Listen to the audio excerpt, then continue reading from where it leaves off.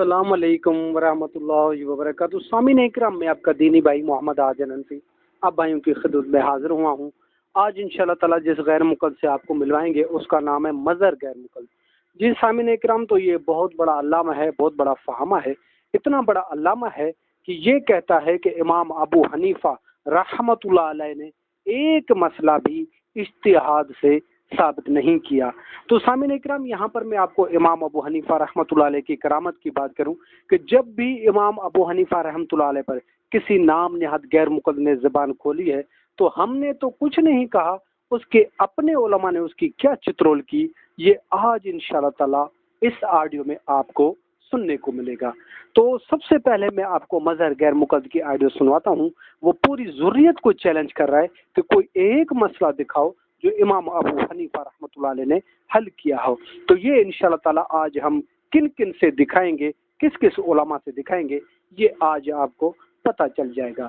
तो सुने ज़रा मज़हर गैर मुक़द्दस क्या कह रहा है।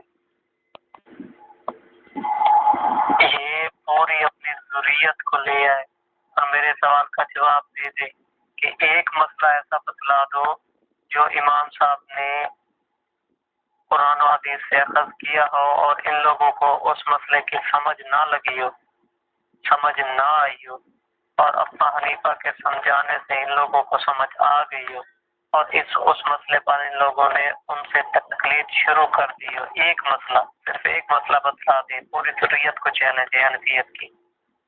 जी सामीन इकराम, तो आपने इनका चैलेंज समाअत फरमाया। तो सबसे पहले मैं इंशाअल्लाह ताला इनका बहुत बड़ा मुहक्किक़ असर सादिक सियालकोटी रहमतुल्लाह अलैह वो क्या कहते हैं इमाम अबू हनीफा के बारे में, आप यकीन जाने कि इस मज़हर गैर मुक़द्दस की क्या औकात है और क्या हैसियत होगी सादिक सियालकोटी के सामने। तो मैं आपको मौलाना इलियास घुमन साहब की ज़बान से सुनवाता हूँ कि सादिक सियालकोटी इमाम अबू हनीफा रहमतुल्लाह अलैह के बारे में क्या कहते हैं।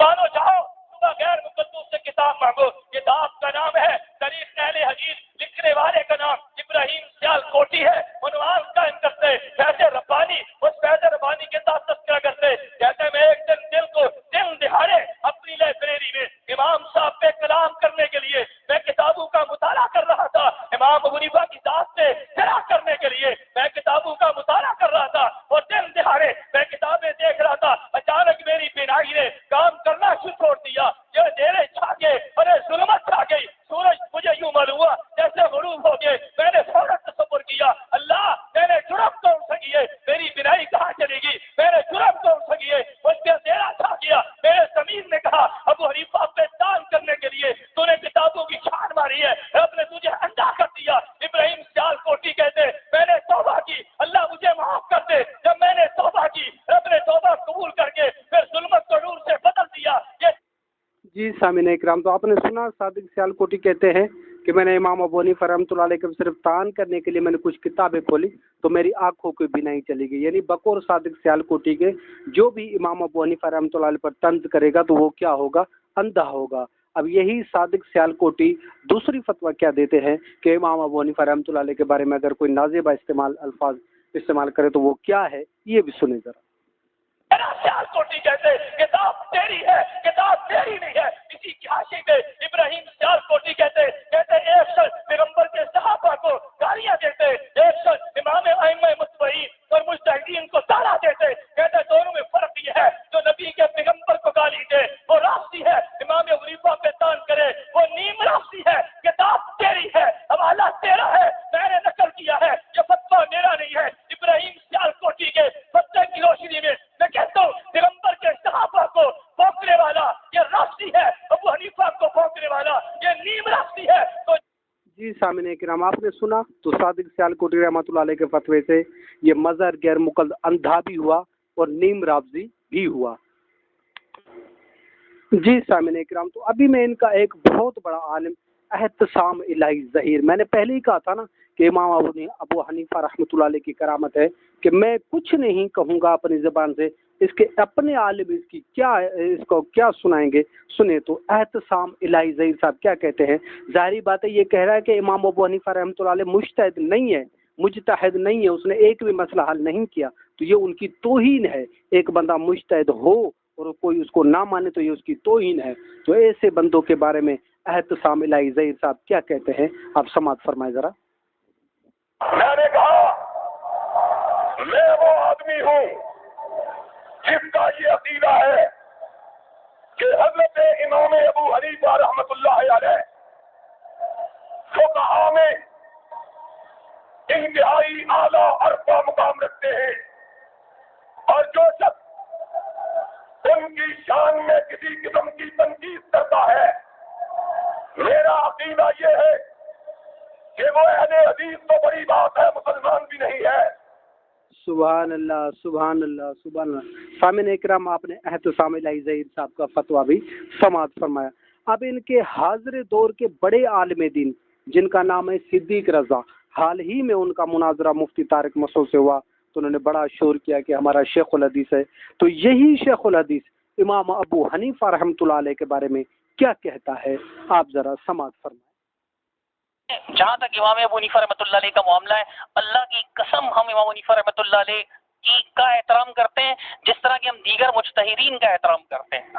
ہمارے علماء کرام اس سختی سے مذمت کرتے ہیں کہ کسی بھی امام کے شان میں کوئی بکواس کی جائے یا ایسی بات کی جائے، لیکن ہم تو مظہر غیر مقدس صاحب آپ کے بڑے بڑے علماء اکابر مان رہے ہیں، آپ کی کیا اوقات ہے؟ یہ تو دیکھو قسم کھا کے کہہ رہا ہے کہ جس طرح میں اور مجتہدین کو مانتا ہوں، امام شافعی کو، امام مالک کو، امام احمد بن حنبل کو، تو میں تو اسی طرح مانتا ہوں. آپ کا عالم مان رہا ہے، اگر کوئی نائی موچی دھوبی امام ابو حنیفہ رحمۃ اللہ علیہ کو نہ مانے تو امام ابو حنیفہ رحمۃ اللہ علیہ پر کوئی فرق نہیں پڑے گا.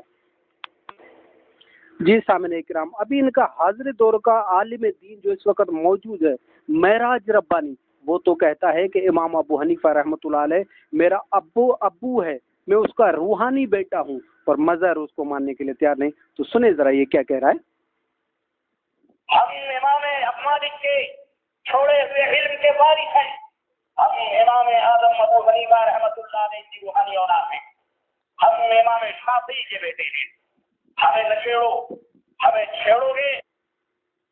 سنا سامعین اکرام، تو ان کا کتنا بڑا عالم دین یہ تو کہہ رہا ہے کہ میں امام ابو حنیفہ رحمۃ اللہ علیہ کا روحانی بیٹا ہوں، یعنی ان پر اگر کوئی تان کرے گا تو میں اس کا کیا کروں گا؟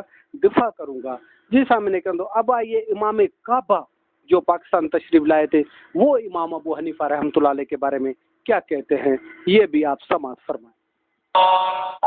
وفي مقدمة هؤلاء العلماء الإمام الأكبر أبو حنيفة النعمان رضي الله عنه، جن علماء کرام نے دین کی حفاظت کی ہے ان میں سر فہرست امام اعظم ابو حنیفہ رحمہ اللہ. بين أيديكم سبب هداية العالم فبصر الناس. سنا سامعین اکرام، امام کعبہ امام اعظم ابو حنیفہ رحمۃ اللہ علیہ کہہ رہے ہیں. تو اس کے بدلے میں آپ سنائیں کہ مظہر کی کیا اوقات ہے کہ وہ امام ابو حنیفہ رحمۃ اللہ علیہ کو مجتہد نہ مانے. ایک اور عربی عالم ہے جو کہ کانفرنس ہوئی تھی سعودی عربیہ کے اندر، وہ عالم کیا کہہ رہا ہے امام ابو حنیفہ رحمۃ اللہ علیہ کے بارے میں، اب وہ بھی سماعت فرمائیں.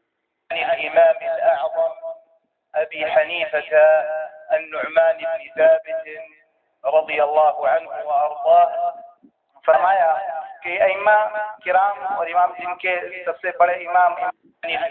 جی سامعین اکرام، تو آج میں نے آپ کو کتنے علماء سے دکھایا، ان کے اپنے علماء سے.